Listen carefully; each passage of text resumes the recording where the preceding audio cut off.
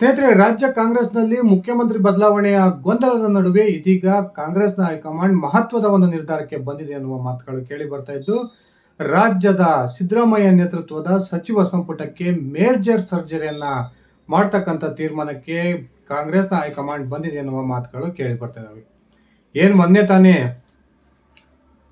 ಕಾಂಗ್ರೆಸ್ನ ರಾಜ್ಯ ಉಸ್ತುವಾರಿ ರಣದೀಪ್ ಸಿಂಗ್ ಸುರ್ಜೇವಾಲಾ ಅವರು ಕಾಂಗ್ರೆಸ್ನ 104 ಹೆಚ್ಚು ಶಾಸಕರ ಒಂದು ಅಭಿಪ್ರಾಯ ಒಂದು ಸಂಗ್ರಹಕ್ಕೆ ಮುಂದಾಗಿದ್ರು. ಆ ಅಭಿಪ್ರಾಯ ಸಂಗ್ರಹದ ಒಂದು ಸಂದರ್ಭದಲ್ಲಿ ಕಾಂಗ್ರೆಸ್ನ ಹಿರಿಯ ಶಾಸಕರು ಹಾಗೂ ಮೊದಲನೇ ಬಾರಿ ಗೆದ್ದಿರ್ತಕ್ಕಂಥ ಕಾಂಗ್ರೆಸ್ನ ಶಾಸಕರು ತಮ್ಮದೇ ಸರ್ಕಾರದ ಸಚಿವರ ಮೇಲೆ ಬಹುದೊಡ್ಡ ಆಪಾದನೆಗಳ ಒಂದು ಸುರಿಮಳೆಯನ್ನೇ ಸುರಿಸಿದ್ರು ಅನ್ನುವ ಮಾತುಗಳು ಕೇಳಿ ಬರ್ತಾ ಇದ್ದಾವೆ. ಇದೀಗ ಇದೇ ಸೋಮವಾರ ಅಂದ್ರೆ 16ನೇ ತಾರೀಕು ಸುರ್ಜೇವಾಲಾ ಮತ್ತೊಮ್ಮೆ ರಾಜ್ಯಕ್ಕೆ ಆಗಮಿಸ್ತಿದ್ದಾರೆ. ಆ ಸಂದರ್ಭದಲ್ಲಿ ಶಾಸಕರು ಯಾವೆಲ್ಲ ಸಚಿವರ ಮೇಲೆ ಬಹುದೊಡ್ಡ ಆಪಾದನೆಗಳನ್ನ ಮಾಡಿದಾರೋ ಆ ಸಚಿವರನ್ನ ಕರೆದು ಅವರೊಂದಿಗೆ ಮಾತುಕತೆಯನ್ನು ನಡೆಸೋದ್ರ ಮೂಲಕ ಇದೀಗ ಕಾಂಗ್ರೆಸ್ನ ಹೈಕಮಾಂಡ್ ಸಿದ್ದರಾಮಯ್ಯ ಸಚಿವ ಸಂಪುಟದ 16ಕ್ಕೂ ಹೆಚ್ಚು ಸಚಿವರನ್ನ ಸಂಪುಟದಿಂದ ಕೈಬಿಟ್ಟು ಆ ಜಾಗಕ್ಕೆ ಅರ್ಹರಾಗಿರ್ತಕ್ಕಂಥ ಕಾಂಗ್ರೆಸ್ನ ಹಿರಿಯ ಹಾಗೂ ಹೊಸ ಮುಖಗಳಿಗೆ ಒಂದು ಮಣೆಯನ್ನ ಹಾಕುತ್ತೆ ಅನ್ನುವ ಒಂದು ಮಾಹಿತಿಗಳು ಈಗ ಲಭ್ಯವಾಗ್ತಿದ್ದಾವೆ. ಬನ್ನಿ ಸ್ನೇಹಿತರೆ, ಹಾಗಾದ್ರೆ ಶಾಸಕರ ವಿರೋಧದ ಕಾರಣಕ್ಕೆ ಸಚಿವ ಸಂಪುಟದಿಂದ ಅರ್ಧಚಂದ್ರದ ಪ್ರಯೋಗಕ್ಕೆ ಒಳಗಾಗ್ತಿರ್ತಕ್ಕಂಥ ಆ ಸಚಿವರು ಯಾರ್ಯಾರು, ಯಾವ ಕಾರಣಗಳಿಗಾಗಿ ಈ ಸಚಿವರನ್ನ ಸಚಿವ ಸಂಪುಟದಿಂದ ಕೈ ಬಿಡ್ತಕ್ಕಂಥ ತೀರ್ಮಾನಕ್ಕೆ ಕಾಂಗ್ರೆಸ್ ಹೈಕಮಾಂಡ್ ಬಂದಿದೆ ಒಂದ್ಸರಿ ತಿಳ್ಕೊಂಡು ಬರೋಣ. ಅದಕ್ಕಿಂತ ಮುಂಚೆ ನೀವು ನನ್ನ ಇಟ್ಕಿಯ ಮಂತ್ ಯೂಟ್ಯೂಬ್ ಚಾನಲ್ಗೆ ಸಬ್ಸ್ಕ್ರೈಬ್ ಮಾಡ್ಕೊಂಡಿಲ್ಲ ಅಂದರೆ ದಯವಿಟ್ಟು ಸಬ್ಸ್ಕ್ರೈಬ್ ಮಾಡ್ಕೊಂಡು ಬೆಲ್ ಬಟನ್ನ ಕ್ಲಿಕ್ ಮಾಡಿ. ನಾನು ಕೊಡ್ತಕ್ಕಂಥ ಮಾಹಿತಿ ನಿಮ್ಗೆ ಇಷ್ಟ ಆಗಿದ್ರೆ ಈ ವಿಡಿಯೋಗೆ ಲೈಕ್ ಮಾಡಿ, ಕಮೆಂಟ್ ಮಾಡಿ, ಶೇರ್ ಮಾಡಿ. ಸ್ನೇಹಿತರೆ, ರಾಜ್ಯದ ಕಾಂಗ್ರೆಸ್ ಸರ್ಕಾರ ಅಸ್ತಿತ್ವಕ್ಕೆ ಬಂದ ಸಂದರ್ಭದಲ್ಲಿಯೇ ಕಾಂಗ್ರೆಸ್ನ 4-5 ಬಾರಿ ಗೆದ್ದಿರ್ತಕ್ಕಂಥ ಅನೇಕ ಹಿರಿಯ ಶಾಸಕರಿಗೆ ಸರ್ಕಾರದಲ್ಲಿ ಒಂದು ಮಂತ್ರಿ ಸ್ಥಾನದ ಭಾಗ್ಯ ಸಿಗದೆ ಹೋಗಿರ್ತಕ್ಕಂಥದ್ದು ಅಸಮಾಧಾನಕ್ಕೆ ಬಹುದೊಡ್ಡ ಕಾರಣ ಆಗಿತ್ತು.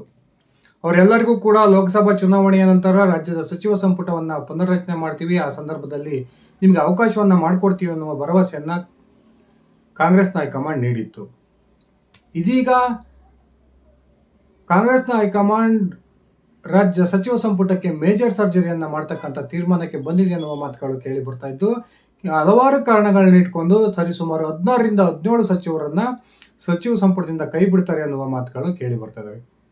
ಈ ಸಚಿವ ಸಂಪುಟದಿಂದ ಹೊರಹೋಗೋ ಸಾಧ್ಯತೆಗಳಿರ್ತಕ್ಕಂಥ ಸಚಿವರ ಪೈಕಿ ಅತ್ಯಂತ ಪ್ರಮುಖವಾಗಿ ನಗರಾಭಿವೃದ್ಧಿ ಖಾತೆಯನ್ನು ನಿರ್ವಹಿಸ್ತಾ ಇರ್ತಕ್ಕಂಥ ಸಿದ್ದು ಅತ್ಯಾಪ್ತ ವರ್ಗದಲ್ಲಿ ಗುರುತಿಸಿಕೊಂಡಿರುವ ಬೈರತಿ ಸುರೇಶ್ ಅವರ ಮೇಲೆ ಸಾಕಷ್ಟು ಒಂದು ಆಪಾದನೆಗಳ ಸುರಿಮಳೆಯನ್ನ ಕಾಂಗ್ರೆಸ್ ಶಾಸಕರು ಸುರಿಸಿದ್ದಾರೆ. ಇನ್ನ ಮೂಢ ವಿಚಾರಕ್ಕೆ ಸಂಬಂಧಪಟ್ಟಂತೆ ಆ ಒಂದು ಪರಿಸ್ಥಿತಿಯನ್ನು ನಿಭಾಯಿಸೋದರಲ್ಲಿ ಕೂಡ ಬೈರತಿ ಸುರೇಶ್ ಸಂಪೂರ್ಣ ವಿಫಲರಾಗಿದ್ದಾರೆ ಅನ್ನುವ ಕೋಪ ಸಿದ್ದರಾಮಯ್ಯನವರಿಗೂ ಸಹ ಇದೆ. ಇನ್ನೊಂದು ಕಡೆ ಈ ಬೈರತಿ ಸುರೇಶ್ ಅವರು ತನ್ನ ಇಲಾಖೆಯ ಕೆಲಸಗಳನ್ನಷ್ಟೇ ಅಲ್ಲದೆ ಇತರೆ ಇಲಾಖೆಗಳ ವಿಚಾರಕ್ಕೂ ಕೂಡ ತಲೆ ಹಾಕ್ತಾರೆ. ಇವರು ರಾಜಕಾರಣವನ್ನೇ ಮಾಡ್ತಾ ಇಲ್ಲ, ಸಂಪೂರ್ಣವಾಗಿ ತಮ್ಮನ್ನ ತಾವು ಬಿಸ್ನೆಸ್ ಅಲ್ಲಿ ತೊಡಸ್ಕೊಂಡಿದ್ದಾರೆ ಅನ್ನುವ ಒಂದು ಆಪಾದನೆಯನ್ನ ಕಾಂಗ್ರೆಸ್ ಶಾಸಕರು ಮಾಡಿರೋ ಕಾರಣಕ್ಕೆ ಬಹುತೇಕ ಬೈರತಿ ಸುರೇಶ್ ಅವರು ಸಚಿವ ಸಂಪುಟದಿಂದ ಔಟ್ ಆಗೋದು ಫಿಕ್ಸ್ ಎನ್ನುವ ಮಾತುಗಳು ಕೂಡ ಕೇಳಿ ಬರ್ತದೆ. ಇನ್ನ ಒಳ ಮೀಸಲಾತಿ ವಿಚಾರದಲ್ಲಿ ಆ ದಲಿತ ಸಮುದಾಯದ ಒಂದು ಗಮನವನ್ನು ಸೆಳೆಯೋದ್ರಲ್ಲಿ ವಿಫಲರಾಗಿರ್ತಕ್ಕಂಥ ರಾಜ್ಯದ ಆಹಾರ ಮತ್ತು ನಾಗರಿಕ ಪೂರೈಕೆ ಸಚಿವರಾಗಿರುವ KH ಮುನಿಯಪ್ಪನವರನ್ನು ಸಹ ಸಚಿವ ಸಂಪುಟದಿಂದ ಕೈಬಿಟ್ಟು ಅವರ ಸ್ಥಾನಕ್ಕೆ ಯುವಮುಖವಾಗಿರ್ತಕ್ಕಂಥ ಅವರ ಪುತ್ರಿ ರೂಪಕಲಾ ಶಶಿಧರ್ ಅವರಿಗೆ ಅವಕಾಶವನ್ನ ಮಾಡಿಕೊಡ್ಲಾಗುತ್ತೆ ಅನ್ನುವ ಒಂದು ಸ್ಪಷ್ಟ ಮಾಹಿತಿಗಳು ಸಿಗ್ತಾ ಇದಾವೆ. ಇನ್ನೊಂದು ಕಡೆ ತೀವ್ರ ವಿವಾದಕ್ಕೆ ಗುರಿಯಾಗಿರ್ತಕ್ಕಂಥ ರಾಜ್ಯದ ಪ್ರಾಥಮಿಕ ಮತ್ತು ಪ್ರೌಢ ಶಿಕ್ಷಣ ಸಚಿವ ಮಧು ಬಂಗಾರಪ್ಪನವರನ್ನ ಸಂಪೂರ್ಣವಾಗಿ ಸಚಿವ ಸಂಪುಟದಿಂದ ಕೈಬಿಡ್ತಕ್ಕಂಥ ಒಂದು ಮಾಹಿತಿಗಳು ಲಭ್ಯವಾಗ್ತಿದ್ದಾವೆ.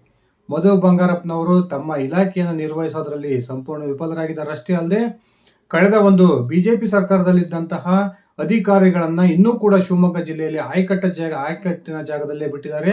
ಇವರು ಬಿಜೆಪಿಯೊಂದಿಗೆ ಹೊಂದಾಣಿಕೆ ರಾಜಕಾರಣವನ್ನ ಮಾಡ್ತಾರೆ ಅನ್ನುವ ಆಪಾದನೆಯನ್ನ ಶಿವಮೊಗ್ಗ ಭಾಗದ ಕೆಲವೊಂದು ಕಾಂಗ್ರೆಸ್ನ ಶಾಸಕರು ಮಾಡಿದ್ರು. ಆ ಕಾರಣಕ್ಕೆ ಮಧು ಬಂಗಾರಪ್ಪನವರನ್ನ ಕೈಬಿಟ್ಟು ಈಡಿಗ ಸಮುದಾಯಕ್ಕೆ ಸೇರಿರ್ತಕ್ಕಂಥ ಮತ್ತೊಬ್ಬ ನಾಯಕ BK ಹರಿಪ್ರಸಾದ್ ಅವರಿಗೆ ಈ ಬಾರಿ ಅವಕಾಶವನ್ನ ಮಾಡಿಕೊಡುವ ತೀರ್ಮಾನಕ್ಕೆ ಕಾಂಗ್ರೆಸ್ ಹೈಕಮಾಂಡ್ ಬಂದಿದೆ ಅನ್ನುವ ಮಾತುಗಳು ಕೇಳಿ ಬರ್ತದವೆ. ಇನ್ನ ಬಳ್ಳಾರಿ ಜಿಲ್ಲೆಯ ಉಸ್ತುವಾರಿ ಸಚಿವರು ಸಿದ್ದರಾಮಯ್ಯನವರ ಅತ್ಯಾಪ್ತ ವರ್ಗದಲ್ಲಿ ಗುರುತಿಸಿಕೊಂಡಿರ್ತಕ್ಕಂಥ ಜಮೀರ್ ಅಹಮದ್ ಅವರ ಮೇಲೂ ಕೂಡ ಸಾಕಷ್ಟು ಆಪಾದನೆಗಳನ್ನ ಬಳ್ಳಾರಿ ಜಿಲ್ಲಾ ವ್ಯಾಪ್ತಿಯ ಕಾಂಗ್ರೆಸ್ ಶಾಸಕರು ಮಾಡಿದರು. ಅದರಲ್ಲೂ ಕೂಡ ವಸತಿ ಇಲಾಖೆಗೆ ಸಂಬಂಧಪಟ್ಟಂತೆ ಬಹುದೊಡ್ಡ ಹಗರಣ ನಡೆದಿದೆ ಅನ್ನುವ ಆರೋಪವನ್ನ ಬಿ.ಆರ್. ಪಾಟೀಲ್ ಆಳಂದದ ಶಾಸಕ ಬಿ.ಆರ್. ಪಾಟೀಲ್ ಅವರು ಮಾಡಿದ್ರು. ಆ ಬಿ.ಆರ್. ಪಾಟೀಲ್ ಈ ಒಂದು ವಸತಿ ಇಲಾಖೆಯ ಹಗರಣಕ್ಕೆ ಸಂಬಂಧಪಟ್ಟಂತೆ ಸಾಕಷ್ಟು ದಾಖಲೆಗಳನ್ನು ಕೂಡ ಸುರ್ಜೇವಾಲಾ ಅವರಿಗೆ ಸಲ್ಲಿಸಿದ್ದಾರೆ ಅನ್ನುವ ಮಾತುಗಳು ಕೂಡ ಕೇಳಿ ಬರ್ತಾ ಇದ್ದಾವೆ. ಇನ್ನೊಂದು ಕಡೆ ಬಳ್ಳಾರಿಯ ಗವಿಯಪ್ಪ ಅವರು ಕೂಡ ಈ ಜಮೀರ್ ಅಹಮದ್ ಅವರ ಮೇಲೆ ಬಹುದೊಡ್ಡ ಆಪಾದನೆಗಳನ್ನ ಮಾಡಿದ್ದಾರೆ. ಈ ಗವಿಯಪ್ಪ ಅವರು ಕೂಡ ಸಾಕಷ್ಟು ದಾಖಲೆಗಳನ್ನ ಜಮೀರ್ ಅಹಮದ್ ಅವರ ವಿರುದ್ಧ ತಮ್ಮ ಹೈಕಮಾಂಡ್ ನಾಯಕರಿಗೆ ಸಲ್ಲಿಸಿದ್ದಾರೆ ಅನ್ನುವ ಮಾತುಗಳು ಕೇಳಿ ಬರ್ತಾ ಇದ್ದು, ಜಮೀರ್ ಅಹಮದ್ ಅವರು ಕೂಡ ಸಚಿವ ಸಂಪುಟದಿಂದ ಹೊರ ಹೋಗ್ತಕ್ಕಂಥದ್ದು ಬಹುತೇಕ ಫಿಕ್ಸ್ ಎನ್ನುವ ಮಾತುಗಳು ಕೂಡ ಕೇಳಿ ಬರ್ತದೆ. ಇನ್ನ ಪದೇ ಪದೇ ಸರ್ಕಾರದ ವಿರುದ್ಧ ಡಿ.ಕೆ. ಶಿವಕುಮಾರ್ ಅವರ ವಿರುದ್ಧ ಒಂದು ರೀತಿಯ ವಿವಾದಾತ್ಮಕ ಹೇಳಿಕೆಯನ್ನು ಕೊಡೋದ್ರ ಮೂಲಕ ಸದಾ ಸುದ್ದಿಯಲ್ಲಿರ್ತಕ್ಕಂಥ ಕೆ.ಎನ್. ರಾಜಣ್ಣ ಅವರಿಂದ ಪಕ್ಷಕ್ಕೆ ಸಾಕಷ್ಟು ಹಾನಿಯಾಗಿದೆ ಅನ್ನುವ ಒಂದು ಆಪಾದನೆಯನ್ನ ಕಾಂಗ್ರೆಸ್ ಶಾಸಕರು ತಮ್ಮ ನಾಯಕರ ಮುಂದೆ ಮಾಡಿದ್ದಾರೆ. ನಾನು ಕೆಪಿಸಿಸಿ ಅಧ್ಯಕ್ಷ ಸ್ಥಾನ ಸಿಗೋದೇ ಆದರೆ ಮಂತ್ರಿ ಸ್ಥಾನಕ್ಕೆ ರಾಜೀನಾಮೆಯನ್ನು ಕೊಡೋದಕ್ಕೂ ಕೂಡ ಸಿದ್ಧ ಅನ್ನುವ ಮಾತನ್ನ ಪದೇ ಪದೇ ಕೆ.ಎನ್. ರಾಜಣ್ಣ ಅವರು ಹೇಳ್ತಿದ್ರು. ಕೆ.ಎನ್. ರಾಜಣ್ಣ ಅವರ ಬಹಿರಂಗ ಹೇಳಿಕೆಗಳಿಂದ ಪಕ್ಷಕ್ಕೆ ಸಾಕಷ್ಟು ಮುಜುಗರ ಆಗಿದೆ. ಆ ಕಾರಣಕ್ಕೆ ಅವರನ್ನ ಸಚಿವ ಸಂಪುಟದಿಂದ ಕೈ ಬಿಡಬೇಕು ಅನ್ನುವ ಮಾತನ್ನ ಕಾಂಗ್ರೆಸ್ ಶಾಸಕರು ಆಗ್ರಹವನ್ನ ಮಾಡಿದ್ರು. ಈಗ ಕೆ.ಎನ್. ರಾಜಣ್ಣ ಅವರು ಕೂಡ ಸಿದ್ದರಾಮಯ್ಯ ಸಂಪುಟದಿಂದ ಬಹುತೇಕ ಹೊರಗೋಗ್ತಾರೆ ಅನ್ನುವ ಮಾತುಗಳು ಕೇಳಿ ಬರ್ತವೆ. ಇನ್ನು ದಾವಣಗೆರೆ ಜಿಲ್ಲಾ ಉಸ್ತುವಾರಿ ಸಚಿವರಾಗಿರ್ತಕ್ಕಂಥ ಎಸ್ ಮಲ್ಲಿಕಾರ್ಜುನ್ ಅವರ ವಿರುದ್ಧ ಮಾಯಕೊಂಡದ ಶಾಸಕ ಬಸವಂತಪ್ಪನವರು ಹಾಗೇನೆ ಚನ್ನಗಿರಿಯ ಶಾಸಕ ಶಿವಗಂಗಾ ಬಸವರಾಜ್ ಅವರು ಪದೇ ಪದೇ ಆಪಾದನೆಯನ್ನ ಮಾಡ್ತಿದ್ರು. ನಮ್ಮ ಜಿಲ್ಲಾ ಉಸ್ತುವಾರಿ ಸಚಿವರು ನಮ್ಮ ಯಾವೊಂದು ಮಾತಿಗೂ ಕೂಡ ಬೆಲೆಯನ್ನ ಕೊಡ್ತಾ ಇಲ್ಲ, ನಮಗೆ ಅವರನ್ನ ಮೀಟ್ ಮಾಡೋದಕ್ಕೆ ಸಾಧ್ಯವಾಗ್ತಾ ಇಲ್ಲ, ಇನ್ನೊಂದು ಜಿಲ್ಲಾ ಮಟ್ಟದ ಅಧಿಕಾರಿಗಳು ನಮ್ಮ ಮಾತನ್ನ ಕೇಳ್ತಿಲ್ಲ, ಇದಕ್ಕೆಲ್ಲ ಜಿಲ್ಲಾ ಉಸ್ತುವಾರಿ ಸಚಿವರೇ ಕಾರಣ, ದಯವಿಟ್ಟು ನಮ್ಮ ಜಿಲ್ಲಾ ಉಸ್ತುವಾರಿ ಸಚಿವರನ್ನ ಬದಲು ಮಾಡಿ ಎನ್ನುವ ಆಪಾದನೆಯನ್ನ ಈ ದಾವಣಗೆರೆ ಜಿಲ್ಲಾ ವ್ಯಾಪ್ತಿಯ ಕಾಂಗ್ರೆಸ್ ಶಾಸಕರು ಮಾಡಿದ್ದ ಕಾರಣಕ್ಕೆ ಈಗ ಎಸ್ ಮಲ್ಲಿಕಾರ್ಜುನ್ ಅವರ ವಿರುದ್ಧವೂ ಕೂಡ ಒಂದು ಸಚಿವ ಸಂಪುಟದಿಂದ ಹೊರ ಹೋಗ್ತಕ್ಕಂಥ ತೂಗುಗತ್ತಿ ತೂಗ್ತಾ ಇದೆ ಎನ್ನುವ ಮಾತುಗಳು ಕೇಳಿ ಬರ್ತವೆ. ಇನ್ನ ಡಿ.ಕೆ. ಬಣದಲ್ಲಿ ಗುರುತಿಸಿಕೊಂಡಿರ್ತಕ್ಕಂಥ ಮಹಿಳಾ ಮತ್ತು ಮಕ್ಕಳ ಕಲ್ಯಾಣ ಸಚಿವೆಯಾಗಿರುವ ಲಕ್ಷ್ಮೀ ಹೆಬ್ಬಾಳ್ಕರ್ ಅವರ ವಿರುದ್ಧ ಸಾಕಷ್ಟು ಕಾಂಗ್ರೆಸ್ನ ಶಾಸಕರು ಒಂದು ಆಪಾದನೆಗಳ ಸುರಿಮಳೆಯನ್ನೇ ಮಾಡಿದ್ದಾರೆ. ಇವರು ಈಗಾಗಲೇ ಸೂಪರ್ ಸಿಎಂ ತರ ವರ್ತನೆ ಮಾಡ್ತಾರೆ. ಶಾಸಕರು ಎದುರಿಗೆ ಕಂಡ್ರು ಕೂಡ ಅವರನ್ನ ತಲೆ ಎತ್ತಿ ಮಾತಾಡ್ಸೋದಿಲ್ಲ. ಯಾವ ಶಾಸಕರು ಫೋನ್ ಕರೆ ಮಾಡಿದ್ರು ಕೂಡ ಫೋನಿಗೆ ಇವರು ಸಿಗೋದಿಲ್ಲ ಅನ್ನುವ ಆಪಾದನೆಯನ್ನ ಲಕ್ಷ್ಮೀ ಹೆಬ್ಬಾಳ್ಕರ್ ಅವರ ವಿರುದ್ಧ ಉತ್ತರ ಕರ್ನಾಟಕ ಭಾಗದ ಅನೇಕ ಶಾಸಕರು ಮಾಡಿದ್ದಾರೆ. ಆ ಕಾರಣಕ್ಕೆ ವಿವಾದಾತ್ಮಕ ಹೇಳಿಕೆಗಳನ್ನ ಕೊಡೋದ್ರ ಮೂಲಕ ಮುಜುಗರವನ್ನು ತರ್ತಿರ್ತಕ್ಕಂಥ ಲಕ್ಷ್ಮೀ ಹೆಬ್ಬಾಳ್ಕರ್ ಕೂಡ ಸಚಿವ ಸಂಪುಟದಿಂದ ಬಹುತೇಕ ಹೊರ ಹೋಗ್ತಕ್ಕಂಥ ಸಾಧ್ಯತೆಗಳಿದಾವೆ. ಇನ್ನ ಬಾಗಲಕೋಟೆ ಲೋಕಸಭಾ ಕ್ಷೇತ್ರಕ್ಕೆ ತಮ್ಮ ಪುತ್ರಿಗೆ ಟಿಕೆಟ್ ಅನ್ನ ಪಡೆದು ಆ ಪುತ್ರಿಯ ಒಂದು ಗೆಲ್ಲಿಸ್ಕೊಳ್ಳೋದಕ್ಕೆ ವಿಫಲರಾಗಿರ್ತಕ್ಕಂಥ ಈ ಶಿವಾನಂದ ಪಾಟೀಲ್ ಅವರನ್ನು ಸಹ ಸಚಿವ ಸಂಪುಟದಿಂದ ಕೈಬಿಟ್ಟು ಅವರ ಜಾಗಕ್ಕೆ ಬೇರೊಬ್ಬ ಶಾಸಕನಿಗೆ ಅವಕಾಶವನ್ನು ಮಾಡಿಕೊಡಲಾಗುತ್ತೆ ಅನ್ನುವ ಮಾತುಗಳು ಕೂಡ ಕೇಳಿ ಬರ್ತವೆ. ಇನ್ನು ಮೀಸಲಾತಿ ವಿಚಾರಕ್ಕೆ ಸಂಬಂಧಪಟ್ಟಂತೆ ಅತ್ಯಂತ ಹೆಚ್ಚು ನೆಗ್ಲೆಕ್ಟ್ ಮಾಡ್ತಾ ಇರತಕ್ಕಂಥ ಸಿದ್ದರಾಮಯ್ಯ ಅವರ ಬಲಗೈ ಬಂಟಂತಿರ್ತಕ್ಕಂಥ ಎಚ್.ಸಿ. ಮಹದೇವಪ್ಪ ಅವರ ಮೇಲೆ ಕೂಡ ಸಾಕಷ್ಟು ಆಪಾದನೆಗಳಿದಾವೆ. ಎಚ್.ಸಿ. ಮಹದೇವಪ್ಪನವರಿಂದ ಪಕ್ಷಕ್ಕೆ ಯಾವುದೇ ಒಂದು ಲಾಭ ಆಗ್ತಾ ಇಲ್ಲ ಅನ್ನುವ ಒಂದು ಆಪಾದನೆಯನ್ನ ಕಾಂಗ್ರೆಸ್ ಶಾಸಕರು ಮಾಡಿದ್ದಾರೆ. ಇನ್ನು ಅವರ ಇಲಾಖೆಗೆ ಸಂಬಂಧಪಟ್ಟಂತೆ ಮಧ್ಯವರ್ತಿಗಳನ್ನು ಇಟ್ಕೊಂಡು ಮಹದೇವಪ್ಪನವರು ಎಲ್ಲಾ ರೀತಿಯ ವ್ಯವಹಾರವನ್ನು ನಡೆಸ್ತಾ ಇದ್ದಾರೆ ಎನ್ನುವ ಆಪಾದನೆಗಳನ್ನು ಕೂಡ ಕಾಂಗ್ರೆಸ್ ಶಾಸಕರು ಮಾಡಿದ್ದಾರೆ. ಆ ಕಾರಣಕ್ಕೆ ಮಹದೇವಪ್ಪನವರನ್ನು ಕೂಡ ಸಚಿವ ಸಂಪುಟದಿಂದ ಕೈ ಬಿಡಬಹುದು ಅನ್ನುವ ಮಾತುಗಳು ಕೇಳಿ ಬರ್ತದೆ. ಇನ್ನ ಚಿತ್ರದುರ್ಗ ಜಿಲ್ಲಾ ಉಸ್ತುವಾರಿ ಸಚಿವರಾಗಿರ್ತಕ್ಕಂಥ ಡಿ. ಸುಧಾಕರ್ ಅವರ ವಿರುದ್ಧ ಸಾಕಷ್ಟು ಆಪಾದನೆಗಳು ಮೊದಲಿಂದನೂ ಕೂಡ ಕೇಳಿ ಬರ್ತದವೆ. ಒಂದ್ ಕಡೆ ಲೋಕಸಭಾ ಚುನಾವಣೆಯಲ್ಲಿ ಗೋವಿಂದ ಕಾರಜೋಳ ಅವರ ಗೆಲುವಿಗೆ ಸುಧಾಕರ್ ಕಾರಣ ಅನ್ನುವ ಒಂದು ಮಾತು ಕೂಡ ಕೇಳಿ ಬರ್ತಿತ್ತು. ಆ ಕಾರಣಕ್ಕೆ ಸುಧಾಕರ್ ಅವರ ಬದಲಾಗಿ ಬಹುತೇಕ ಚಳ್ಳಕೆರೆಯ ಶಾಸಕ ಟಿ. ರಘುಮೂರ್ತಿ ಅವರಿಗೆ ಈ ಬಾರಿ ಸಚಿವ ಸಂಪುಟದಲ್ಲಿ ಅವಕಾಶವನ್ನು ಮಾಡಿಕೊಡ್ಬೋದು ಅನ್ನುವ ಮಾತುಗಳು ಕೇಳಿ ಬರ್ತದವೆ. ಇನ್ನ ಪಶುಸಂಗೋಪನಾ ಸಚಿವ ಹಾಗೂ ಚಾಮರಾಜನಗರ ಜಿಲ್ಲಾ ಉಸ್ತುವಾರಿ ಸಚಿವರಾಗಿರ್ತಕ್ಕಂಥ ಕೆ. ವೆಂಕಟೇಶ್ ಅವರ ವಿರುದ್ಧ ಇವರು ಜಿಲ್ಲಾ ಕೇಂದ್ರಕ್ಕೆ ಭೇಟಿಯನ್ನೇ ಕೊಡೋದಿಲ್ಲ, ಶಾಸಕರ ಯಾವೊಂದು ಅಹವಾಲುಗಳನ್ನು ಕೂಡ ಸ್ವೀಕರಿಸ್ತಿಲ್ಲ ಅನ್ನುವ ಆಪಾದನೆಗಳು ಕೇಳಿ ಬರ್ತಾ ಇದ್ವು. ಆ ಕಾರಣಕ್ಕೆ ಪುಟ್ಟರಂಗ ಶೆಟ್ಟಿ ಅವರಿಗೆ ಒಂದು ಅವಕಾಶವನ್ನ ಮಾಡಿಕೊಡೋ ನಿರೀಕ್ಷೆಗಳು ಸಾಕಷ್ಟಿದ್ದು ಕೆ. ವೆಂಕಟೇಶ್ ಅವರನ್ನು ಕೂಡ ಸಚಿವ ಸಂಪುಟದಿಂದ ಕೈ ಬಿಡೋ ಸಾಧ್ಯತೆಗಳೇ ನಿಚ್ಚಳವಾಗಿದ್ದಾವೆ. ಇನ್ನ ಉನ್ನತ ಶಿಕ್ಷಣ ಸಚಿವ ಎಂ.ಸಿ. ಸುಧಾಕರ್ ಅವರ ವಿರುದ್ಧ ಸಾಕಷ್ಟು ಆಪಾದನೆಗಳು ಕೇಳಿ ಬಂದಿದ್ವು. ಸುಧಾಕರ್ ತಮ್ಮ ಇಲಾಖೆಯ ಕೆಲಸವನ್ನ ಸರಿಯಾದ ರೀತಿಯಲ್ಲಿ ನಿಭಾಯಿಸ್ತಿಲ್ಲ, ಇವರಿಂದ ಕಾಂಗ್ರೆಸ್ ಪಕ್ಷಕ್ಕೆ ಯಾವುದೇ ಒಂದು ವರ್ಚಸ್ಸು ಹೆಚ್ಚು ಮಾಡೋದಕ್ಕೆ ಸಾಧ್ಯವಾಗ್ತಾ ಇಲ್ಲ ಅನ್ನುವ ಆಪಾದನೆಯನ್ನ ಕೋಲಾರ ಭಾಗದ ಶಾಸಕರು ಮಾಡಿದ್ರು.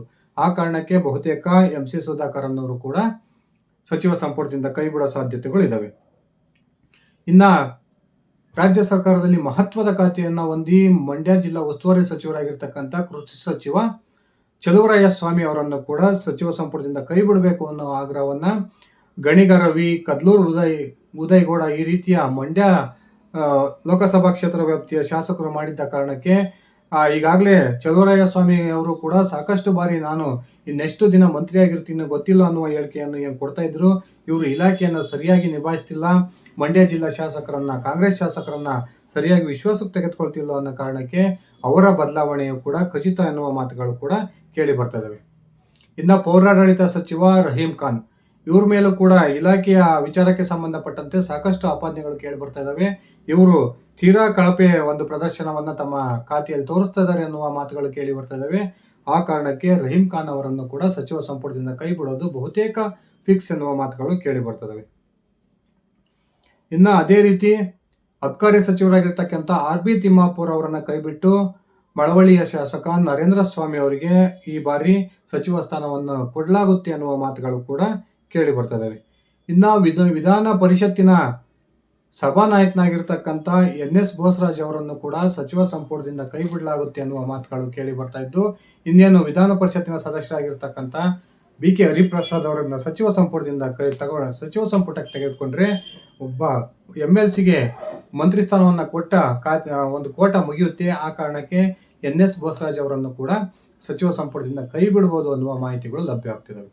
ಸ್ನೇಹಿತರೆ, ಈ ರೀತಿ ರಾಜ್ಯದ ಕಾಂಗ್ರೆಸ್ ಸರ್ಕಾರದ 16ಕ್ಕೂ ಹೆಚ್ಚು ಸಚಿವರು ಇದೀಗ ಸಚಿವ ಸಂಪುಟದಿಂದ ಅರ್ಧ ಚಂದ್ರನ ಒಂದು ಭಯವನ್ನು ಎದುರಿಸ್ತಾ ಇದ್ದು, ನಿಜಕ್ಕೂ ಕೂಡ ಈ 16 ಸಚಿವರಲ್ಲಿ ಕಾಂಗ್ರೆಸ್ ಹೈಕಮಾಂಡ್ ಯಾವ ಸಚಿವರನ್ನ ಕೈ ಬಿಡುತ್ತೆ, ಯಾವ ಸಚಿವರನ್ನ ಮುಂದುವರಿಸುತ್ತೆ ಅನ್ನೋದು ಇನ್ನೂ ಕೂಡ ನಿಶ್ಚಯವಾಗಿಲ್ಲ.